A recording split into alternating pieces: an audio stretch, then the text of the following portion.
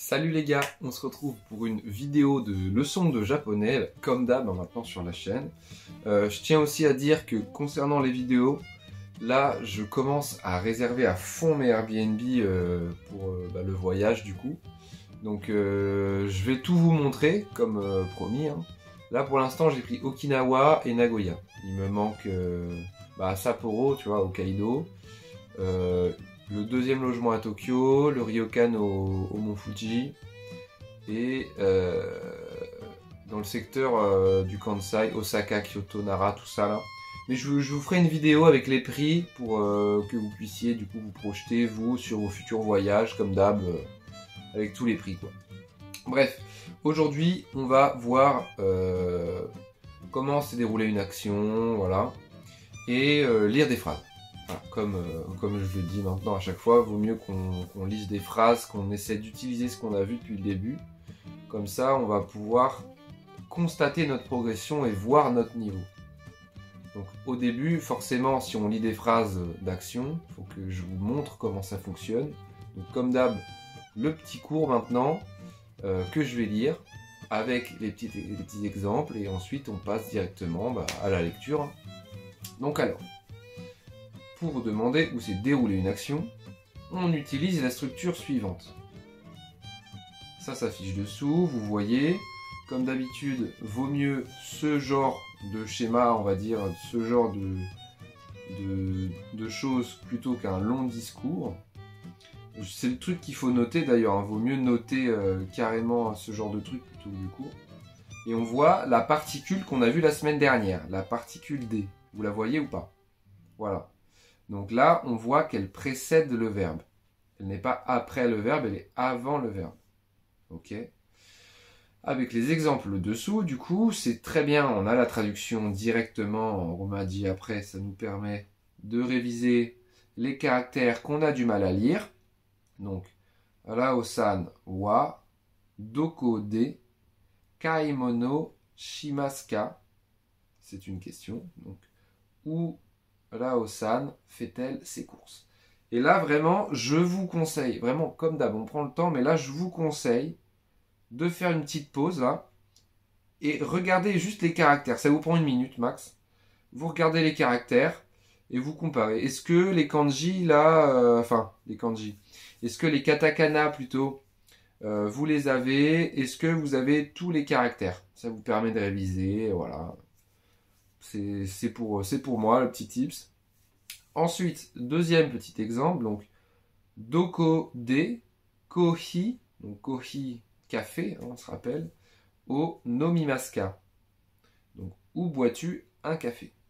Et là, c'est pareil, les petits hiragana, les petits katakana, on voit les particules utilisées, ça c'est cool, on commence vraiment à avoir un bon level et on commence à avoir vu beaucoup de phrases là depuis 2 semaines. On en lit pas mal, hein, des phrases avec des particules. Donc on commence à vraiment parler japonais, quoi, hein, clairement. Là, petit exercice pour vous. On veut dire où fais-tu tes courses? Donc où fais-tu tes courses? Là, c'est à vous de réfléchir là, dans votre tête. Comment on traduit ça, quoi? Donc on commence par où? Ou OU avec l'accent. Donc, comment on le dit déjà ça? Vous vous rappelez ou pas? C'est doko. Doko. Ça vous parle ou pas? Donc on commencera la phrase par doko. Petit indice pour ceux qui n'y arrivaient pas. Donc là je vous laisse continuer de chercher. Ensuite, simple du coup la particule, hein, qu'on vient de voir. D. Doko, D. Ensuite, on se rappelle, c'était la semaine dernière, je crois qu'on avait vu, donc faire ses courses. Kaimono shimasu. Voilà. Et c'est une question, donc ka. Doko de kaimono shimasu ka. Là vraiment, j'espère que vous le ressentez comme quelque chose de facile, même si vous ne l'aviez pas eu du premier coup, parce que c'est dur aussi de s'imaginer la phrase et tout.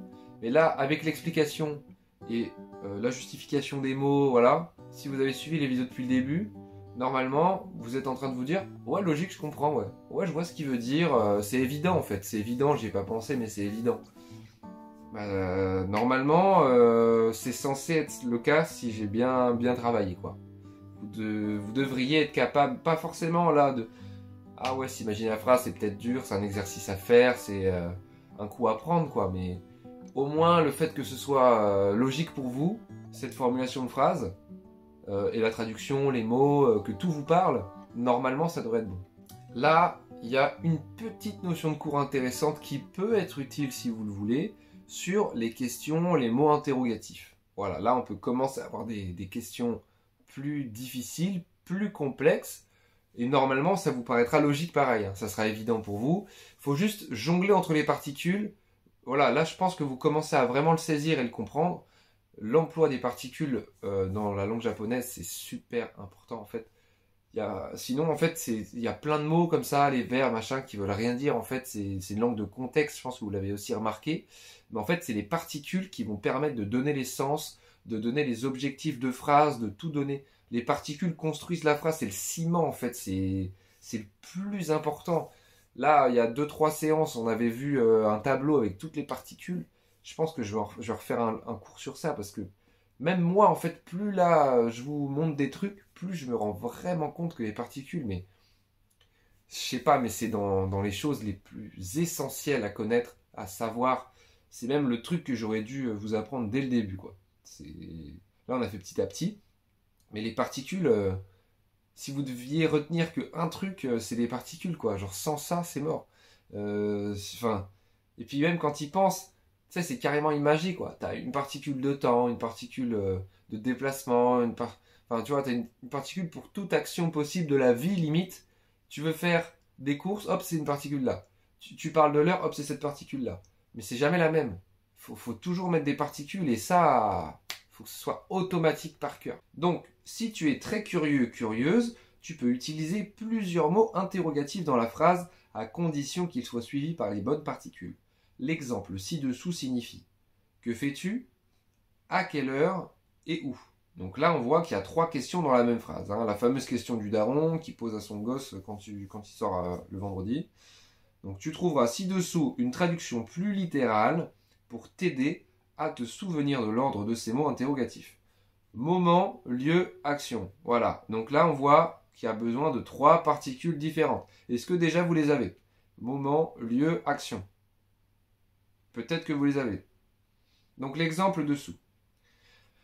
Nanji, donc première particule. Ni, doko. De, ensuite. Particule encore. Nani.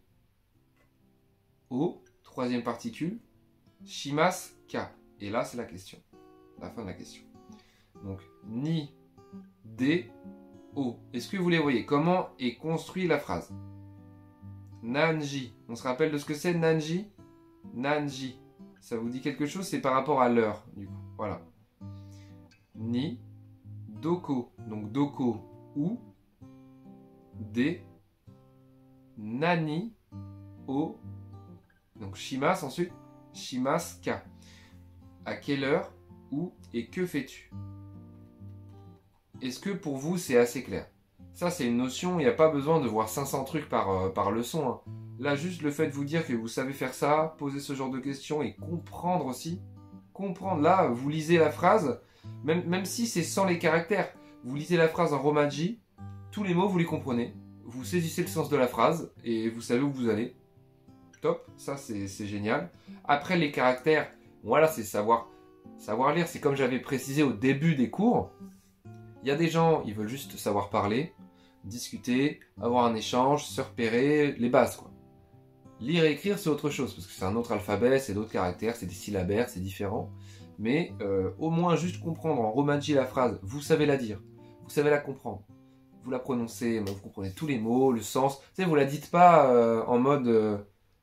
tu dis cette phrase-là pour dire à quelle heure, où et que fais-tu. Mais en fait, tu comprends pas ce que tu dis.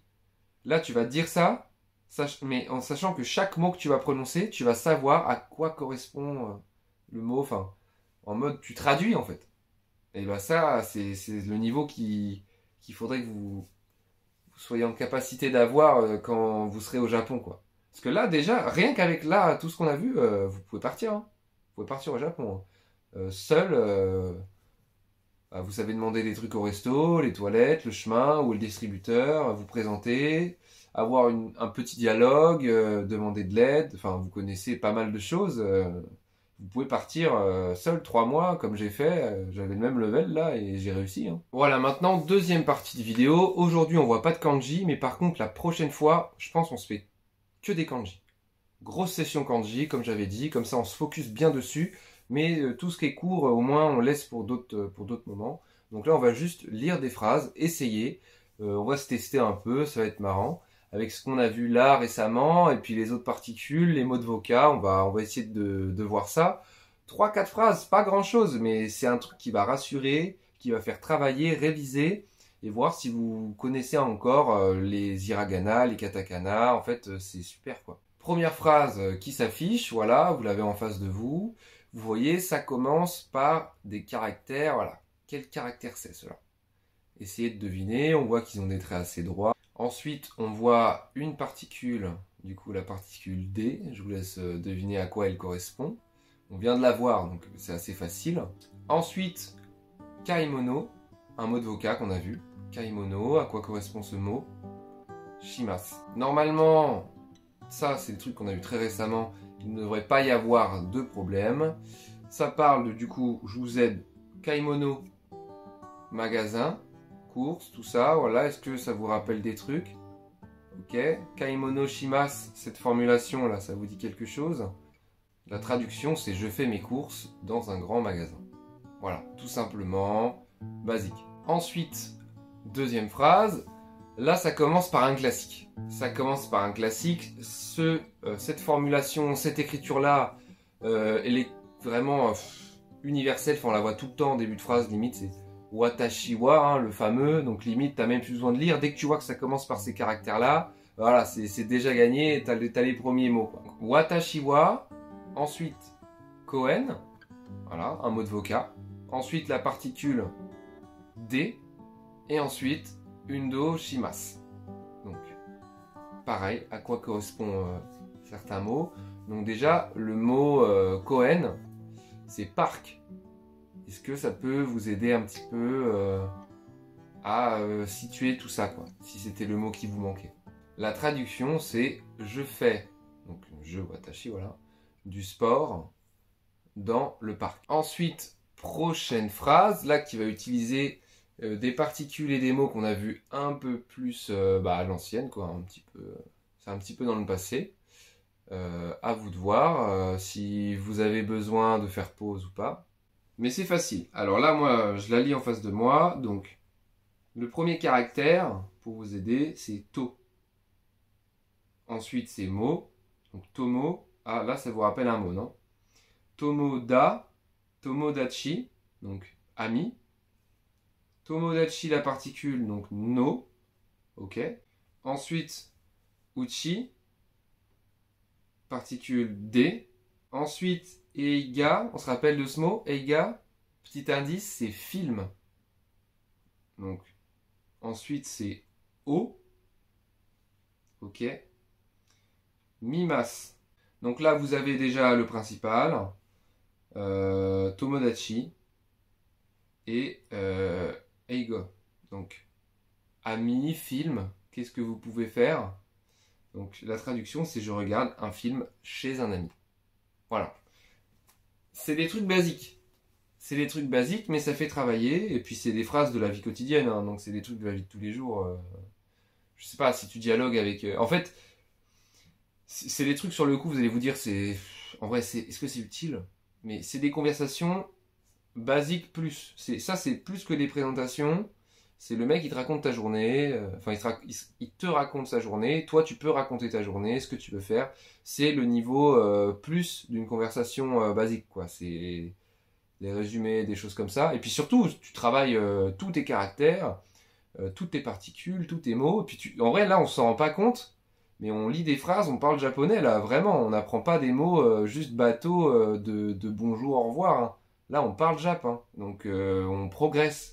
Et si on fait ça tous les 3-4 jours, 2 fois semaine, mais imaginez dans 3-4 mois, en fait, on va...